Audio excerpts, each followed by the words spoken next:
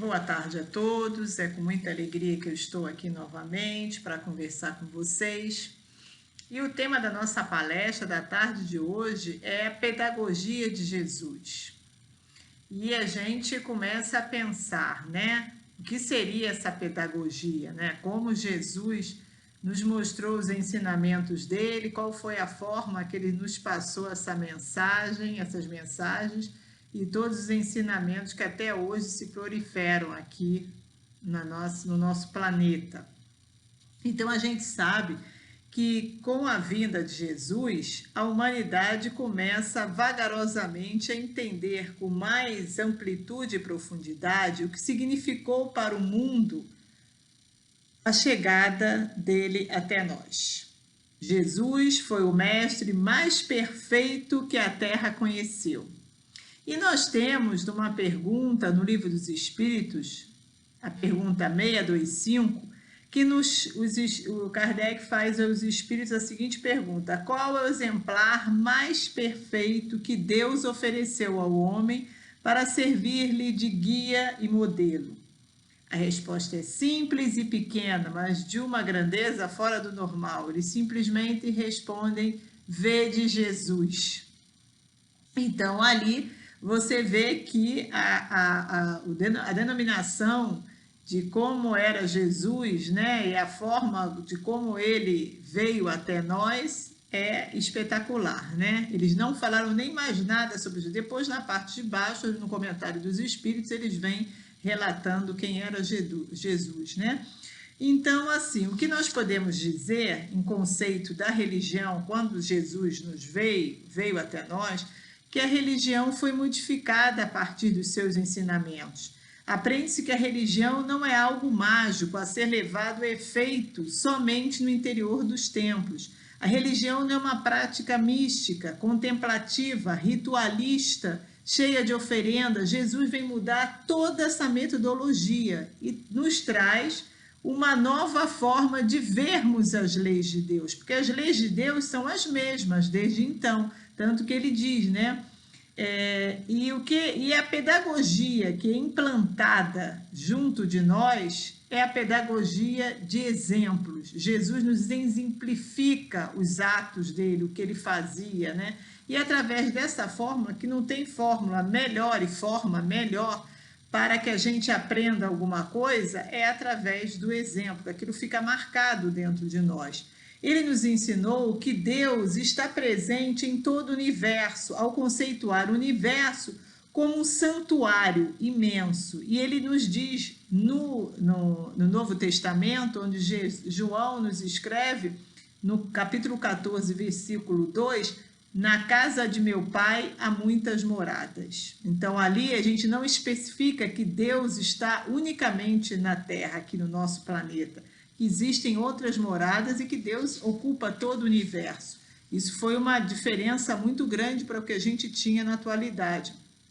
Jesus foi também um mestre de atitudes, né? Ele não precisava ficar, como na grande maioria das vezes, isolado, sem ter o convívio de outras pessoas. A vida prática dele era conviver com pessoas e, para prevenir qualquer interpretação equivocada, ele deixou seus ensinamentos serem registrados por evangelistas, porque, de repente, a forma como ele transcreveria o que estava acontecendo talvez fosse mal interpretada. Então, uma pessoa vendo a forma como ele agia e, através do exemplo dele, né, várias, que são 4 apóstolos, né, eles transcreveram a forma como Jesus desenvolveu o trabalho do bem aqui na Terra, junto com todos nós. E é interessante também que foram 4, e se você ler os 4 evangelhos, você vê que tem muitas coisas que são, né, bastante similares, da forma de ver de cada um deles.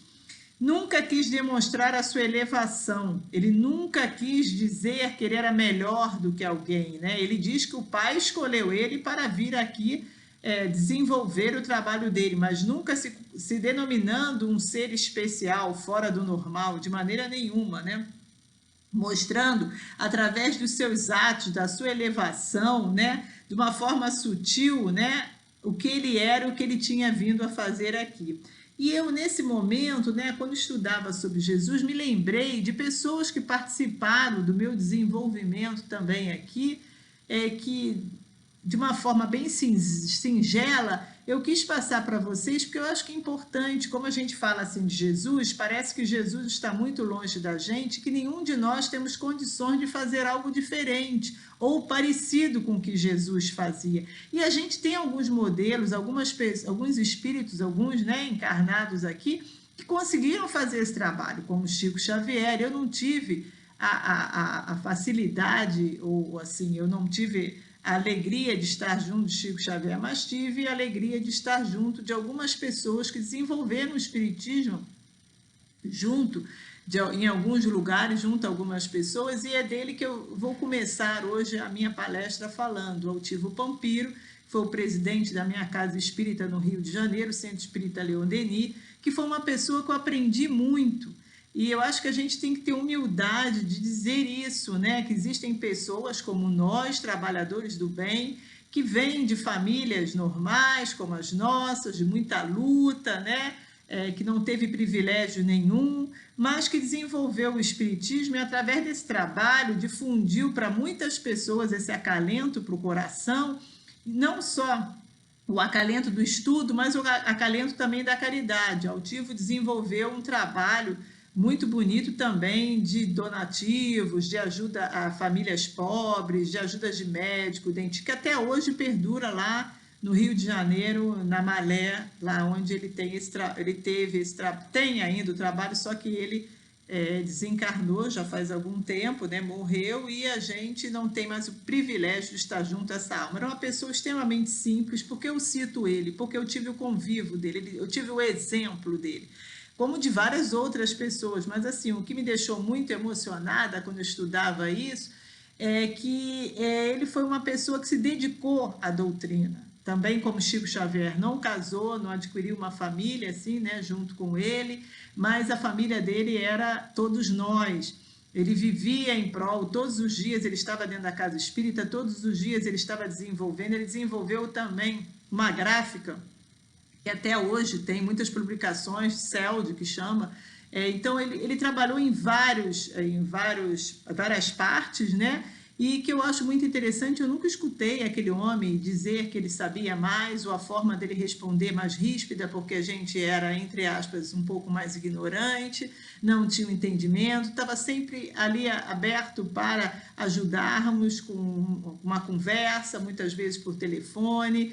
E o que eu acho mais interessante que ele falava, e que eu vi na biografia que eu li há esses dias sobre ele, né, um livrinho que eu tenho, que de vez em quando eu abro e leio sobre ele fala uma coisa que eu achei assim, de extrema importância para todos nós, e por isso eu quero começar a nossa palestra hoje falando sobre isso. Ele falava o seguinte: o espiritismo é para tornar as pessoas felizes. Isso era o ponto primordial dele.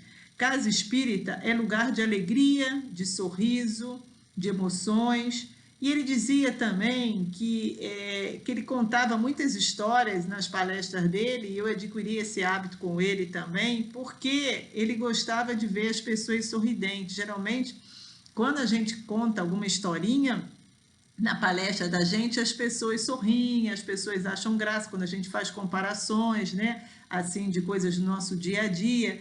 E o principal, essa última frase que ele falava, o seguinte: das tristezas já basta a dureza das provas que nos chegam, porque todos nós, e para todos nós, as provas chegam, que são provas até muitas vezes escolhidas por nós mesmos, né? Nós escolhemos essas provas para virmos para essa encarnação. Muitas das vezes a gente reclama. Então ele fala, a gente, quando vem uma prova difícil, mesmo que seja fácil, né? Vamos falar assim, meus irmãos, a gente se desespera, a gente não gosta, né? E nos faz mais tristes, né? Muitas das vezes são provas que nós mesmos construímos nessa encarnação, né? São situações que a gente colocou nessa encarnação, nem são só de encarnações anteriores.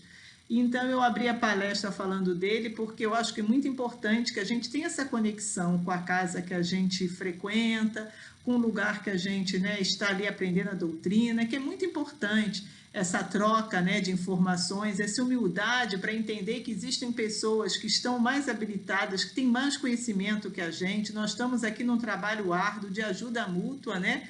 E esses locais em que a gente se encontra com as pessoas é um local de troca, né? Assim que eu entendo na minha mente. Agora, mudando de novo para Jesus, o que a gente pode dizer é que Jesus foi educador das almas, que sempre enfatizou a necessidade desse empenho da criatura no sentido de educar-se, de progredir. E ele mostra várias passagens, né, que a gente tem no Novo Testamento, nos fala sobre isso, como o Sermão do Monte.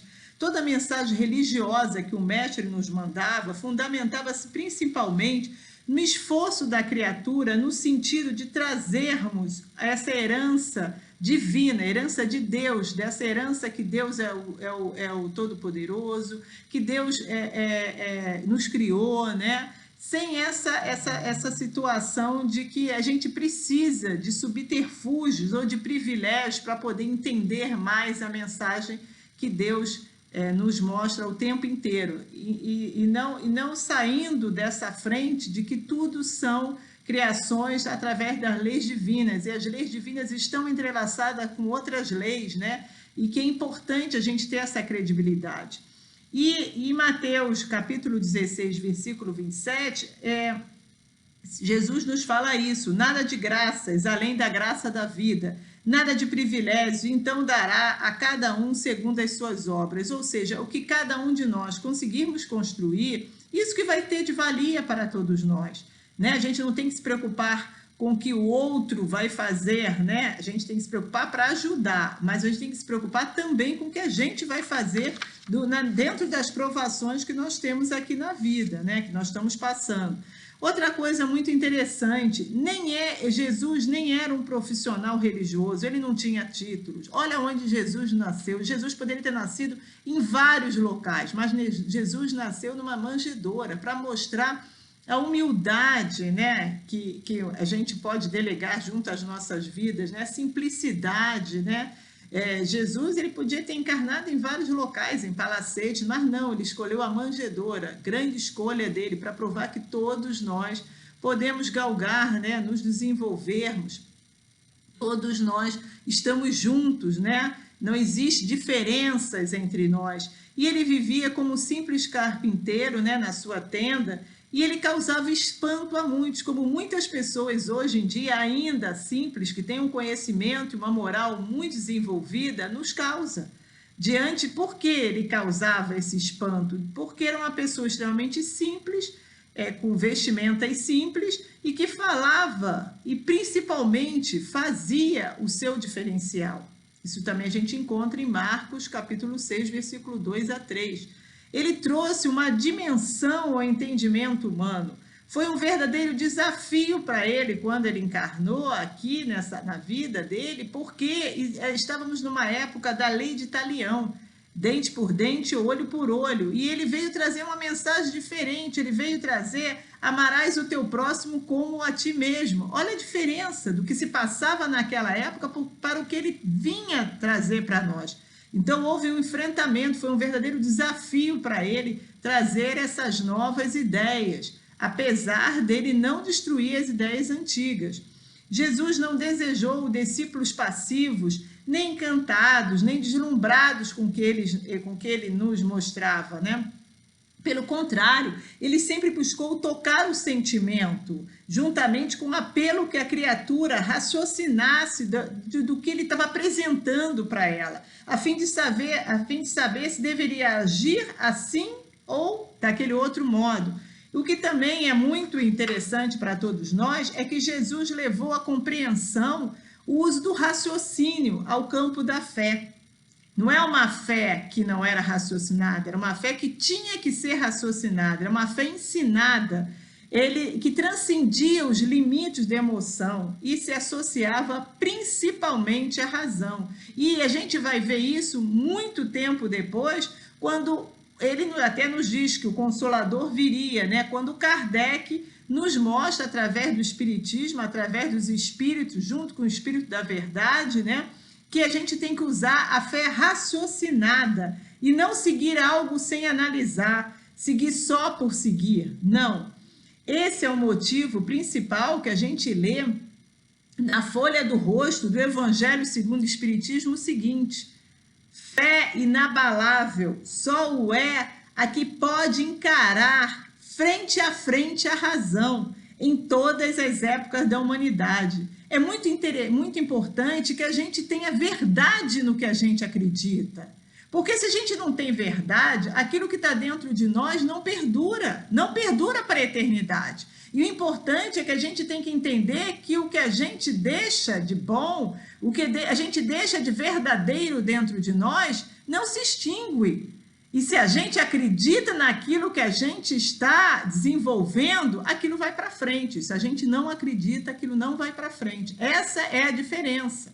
Então, o que Jesus também nos dizia, que não era, eu não estou aqui menosprezando o trabalho que muitas pessoas têm de fazer orações repetitivas e com muita fé consegue chegar ao seu ideal. Eu estou dizendo que aqui, como eu estou falando, não é usado, não é somente usado, é a forma de orações repetitivas que a gente estaria agradando a Deus. Nem através de oferendas, nem através de bajulações, que naquela época era feito dessa forma. E sim com uma oração feita de coração, com emoção, com vontade, sensibilidade, para pedir o que a gente muitas das vezes almejava ou para agradecer. E ele dizia o seguinte, Jesus também nos dizia o seguinte, a gente encontra isso em Mateus capítulo 5, 23 e 24.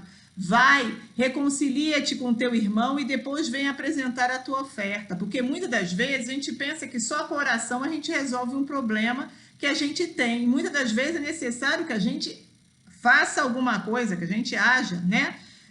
Para resolver um problema que a gente tem. E principalmente, Jesus também veio nos trazer e nos falar sobre o perdão, que é uma coisa tão difícil para muitos, né? A gente perdoar quando a gente fez alguma coisa e tentar se desculpar para a pessoa que a gente fez, e quando a gente muitas das vezes não fez nada, mas é posto em nosso nome algo que a gente não fez ou não cometeu, e a pessoa às vezes nos analisa erroneamente. A gente não deve desistir, a gente deve fazer a nossa parte. Quando Pedro fala a Jesus, né, pergunta a Jesus também, dirige-se a Jesus e pergunta: Senhor, quantas vezes devo perdoar se meu irmão pecar contra mim? Até 7 vezes? Ele acha que 7 vezes é pouquinho, né? É muito, né? Que ele estaria ali 7 vezes perdoando, estava bom. E Jesus o responde, né? Digo-te, não até 7 vezes, mas até 70 vezes 7 vezes.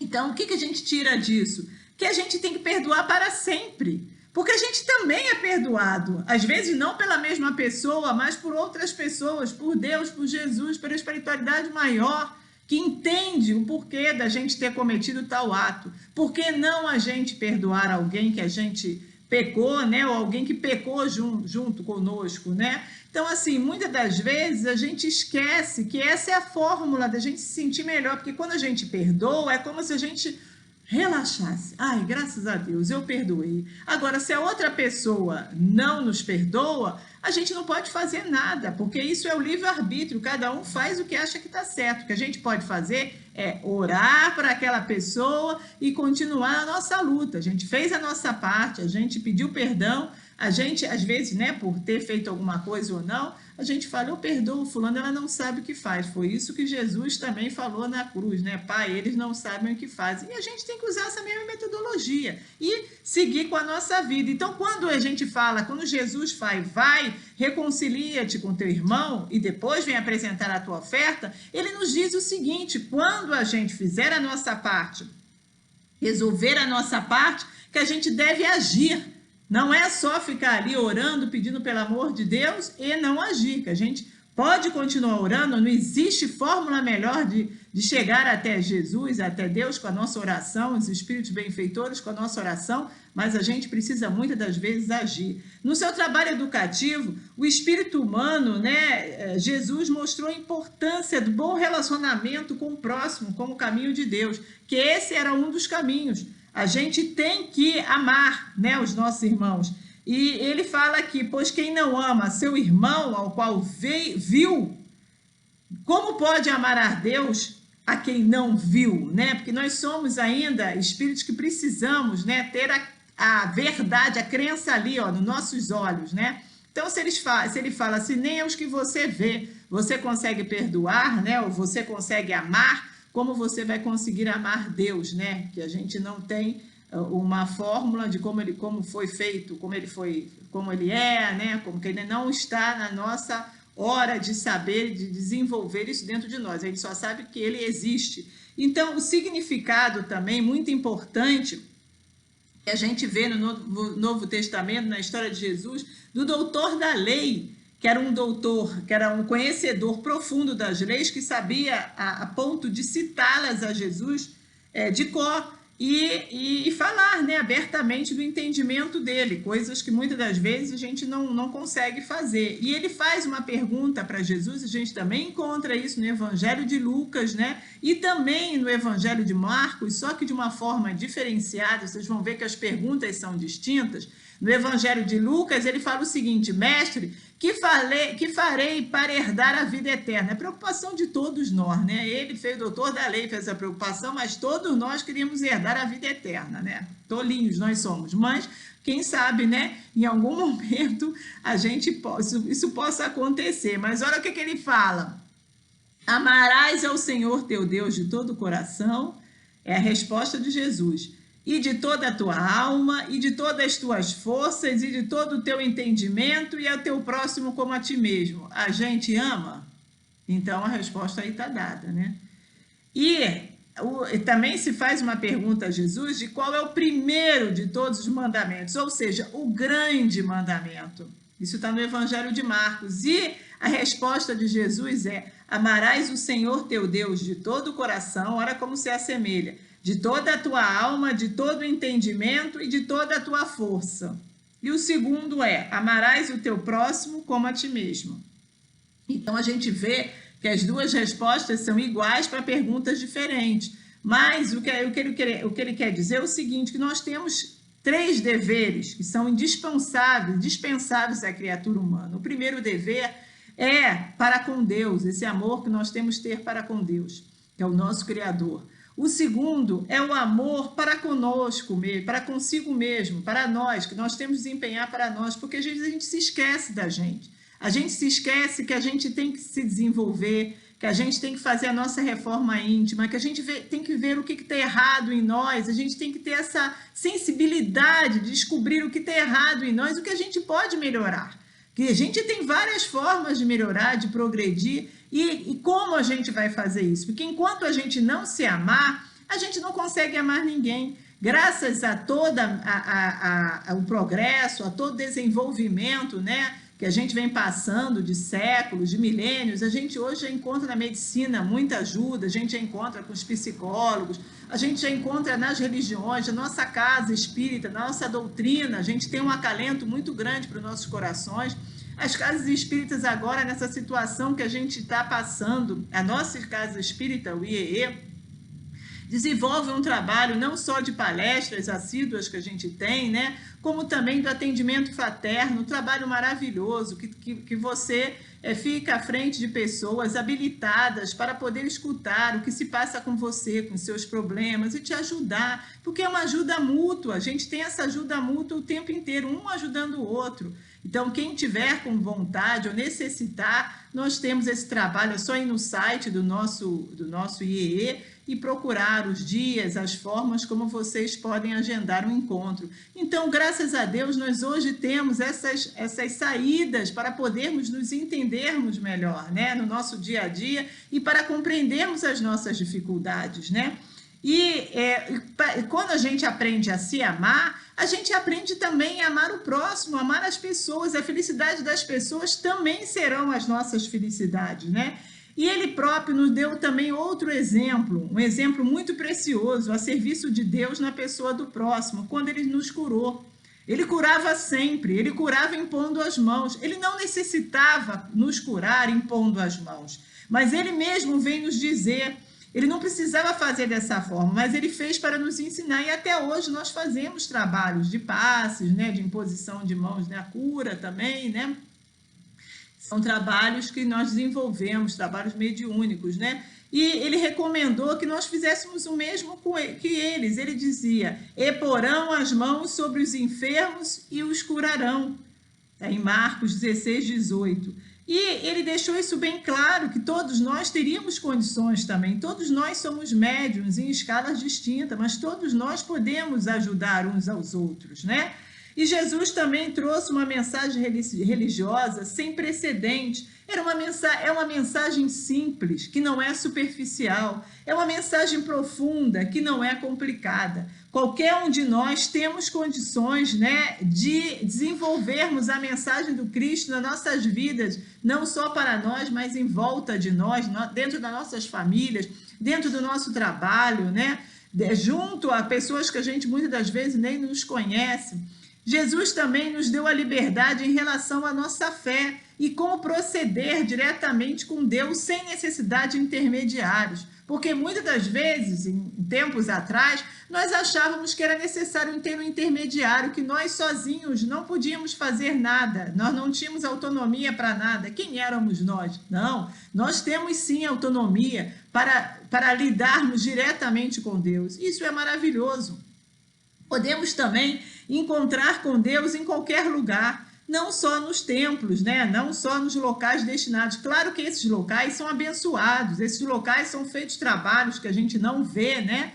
Trabalhos com a espiritualidade maior, que são de grande valia para todos nós. Vide o que o meu presidente lá do centro nos dizia, que a casa espírita é para nós sermos felizes, né? Para desenvolvermos lá amizades uns com os outros, né? Mas a gente sabe que a gente pode encontrar com Deus em qualquer lugar. A gente tem essa facilidade através da oração, através do pensamento. E o mestre veio trazer a certeza de que Deus é um pai, ele é amor, ele é misericórdia, contrapondo-nos à figura apresentada no Velho Testamento. Então Jesus vem nos trazer isso, né? E que foi enfatizada muitas das vezes por esse Jesus morto na cruz. A gente não tem que se ligar a esse Jesus morto na cruz, né? O que Jesus queria nos deixar não é o Calvário. O que Jesus queria nos deixar é essa liberdade de termos esse entendimento dele até hoje dentro de nós. É o Jesus vivo, Jesus que está aqui, ó, junto de todos nós. É esse Jesus que ele quis nos trazer e nos deixar, esse ensinamento que ele ministrava, né? Que ele quis nos trazer e nos deixar aqui. A forma como Jesus se dirigia aos cristãos era através de parábolas, porque era uma forma mais simples para a época, né? E eu acho que muito interessante também, Jesus ele não deixou nada escrito. Tudo que a gente tem de Jesus são escritos através dos apóstolos, porque ele não queria que tivéssemos, né? Ele queria que, através do exemplo dele, as pessoas passassem o que ele fez por todos nós, porque você vê a humildade que Jesus desempenhava junto de todos nós. Outra coisa, e essas parábolas, elas eram feitas e desenvolvidas naquela época, né? A gente, hoje em dia, tem vários estudos, né, mostrando as parábolas e o que elas significavam, mas elas eram historinhas que caracterizavam, de certa forma, o objetivo de transmitir ensinamentos, normalmente fazendo por meio de comparações. E isso acontece até nos dias de hoje, né? E tem uma parábola que é muito famosa, que é chamada parábola dos talentos, como tem outras várias, né?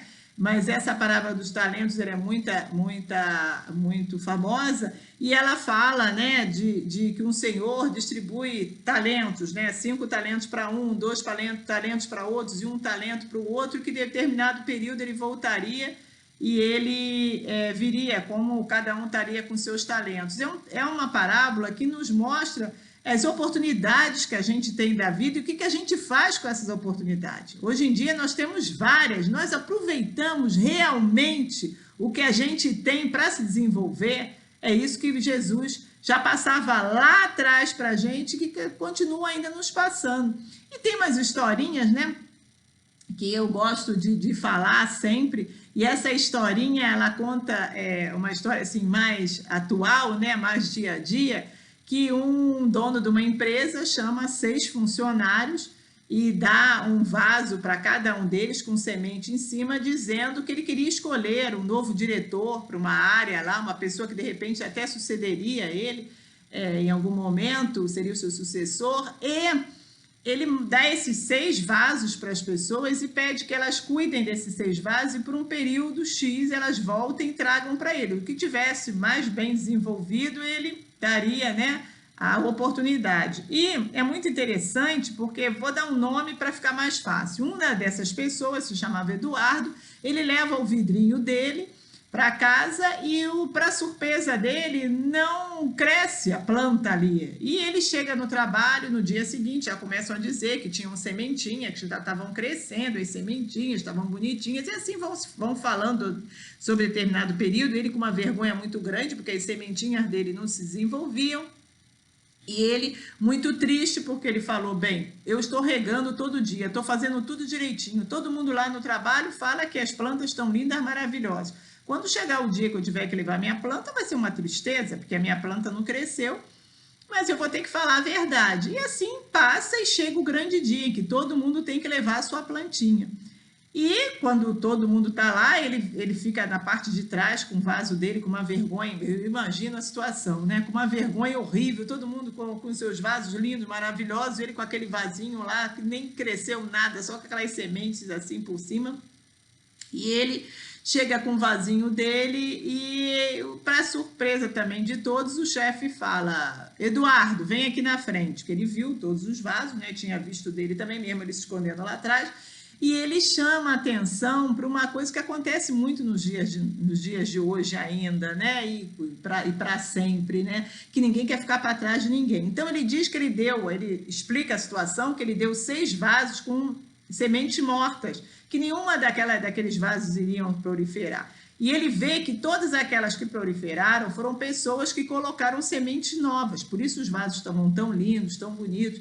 E a única pessoa que tinha sido honesta, que tinha dito a verdade, que tinha assumido aquele problema diante dele, né, durante tanto tempo e tinha sido verdadeiro, era o Eduardo. Então, o Eduardo iria ganhar o título ali de diretor, assumiria, porque é uma pessoa de uma moral muito desenvolvida, né, que realmente sofreu tudo aquilo e levou à frente. E que é muito difícil nos dias de hoje também, né, meus irmãos? Porque quem quer ficar para depois, quem quer ficar para trás, né? Todo mundo quer ficar para frente. Então, numa situação assim, muitas das vezes a gente utiliza de artifícios errados para chegar num caminho que não é o nosso, né? Que não é o verdadeiro caminho do amor, né? Então, eu me lembro, sempre que eu falo da parábola dos talentos, eu me lembro dessa historinha aí, porque é uma historinha que não é a historinha lá de Jesus, é uma historinha nossa, né? E outra coisa, para finalizar, eu também quero falar que nesse tempo de Jesus, né, desde lá de trás, desde a atualidade, nós tivemos 3 grandes marcos que aconteceram na humanidade. O primeiro foi a vinda de Moisés, que reuniu todo aquele grupamento, né, de espíritos que precisariam estar em determinado lugar quando Jesus viesse para desenvolver o trabalho que eles entenderiam melhor. A segunda foi a maior das 3, que foi a vinda de Jesus, né? Que foi esse privilégio que todos nós tivemos. E a terceira, que completa a segunda, foi também quase que totalmente também apoiada na mediunidade, tanto a primeira como a terceira, né? E em que Kardec, né, se junta com os espíritos, através também do Espírito da Verdade, e eles conseguem, né, desenvolver a nossa doutrina espírita, que até hoje está conosco, é o nosso consolador, né? E a gente sabe que a proposta de Jesus é uma proposta contínua, uma proposta que não se finaliza, né? Que está sempre no nosso dia a dia. Os ensinamentos dele, através dos exemplos, foram de grande valia para todos nós e ainda vai continuar sendo, né? E para finalizar tudo que a gente tem que dizer, que nós temos um caminho, eu quero dizer que nós temos ainda um caminho árduo, mas que não é para a gente se estimular nem ficar triste, que toda caminhada depende de cada um de nós, a maneira como vemos a vida, como vamos fazer, como ou, infelizmente, não fazer. Temos, na maioria das vezes, o entendimento e a oportunidade, né, de seguirmos trabalhando, que isso é a nossa meta é a caridade, é o nosso desenvolvimento, é o amor, que nós já temos ensinamentos, né, cristãos, doutrinários, o de Jesus, e aonde nós estamos, que possamos fazer essa reflexão. Nos desenvolvemos muito, mas sabemos que ainda falta uma longa jornada, mas que a gente não perca a esperança, que a gente siga com confiança no nosso coração e que a gente realmente faça o que Jesus nos falou. Cada um segundo as suas obras. Está aí a oportunidade para todo mundo, que a gente aumente as nossas obras a cada dia, a cada encarnação, a cada nova vivência, né? Que a gente siga sempre o exemplo do bem, que o mal também persiste em nós, mas a gente tem como vencê-lo, que a gente tenha sempre isso em mente. Um grande abraço, é com muita felicidade, como disse lá o meu presidente do centro, que eu estou aqui junto com vocês, que a Casa Espírita, né, a doutrina, ela realmente nos traz muito acalento para o nosso coração e possamos, meus queridos amigos, seguirmos juntos, caminhando sempre para frente. É esse o nosso lema, né? Para frente sempre. Um grande abraço para todos vocês e uma boa semana. Que assim seja, graças a Deus.